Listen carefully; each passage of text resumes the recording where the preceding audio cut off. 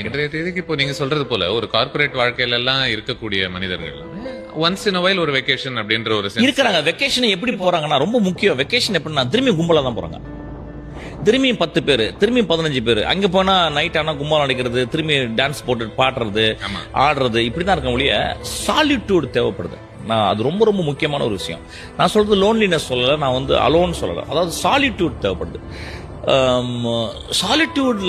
சாலிட்யூட்னா அந்த அந்த நம்மளை வந்து அதாவது அழகிய தனிமைன்னு சொல்லலாம். சாலிட்யூட அது ரொம்ப அழகிய தனிமை இல்லை, அழகிய தனிமை. அது வந்து அப்புறம் தேவைப்படுற தனிமை. அது வந்து அந்த தனிமை, அதாவது நம்மளோட சிந்தனை, நம்ம என்ன பண்றோம், நம்ம எப்படி நம்ம மனைவியை நடத்துறோம், நம்ம எப்படி நம்ம குழந்தைகளை நடத்துறோம், நம்ம எப்படி நம்ம வேலை செய்யற இடத்துல நடந்துக்கிறோம், நம்ம சக மனிதனோட எப்படி நடத்துறோம். இந்த எண்ணங்கள்லாம் எப்படின்னா வந்து அவர்கள் இல்லாத இடத்துல வேற ஒரு இயற்கையில வேற ஒரு பொருளையோ, வேற ஒரு மரத்தையோ, வேற ஒரு பறவையோ பார்க்கும்போது நம்மளுக்கு வருது.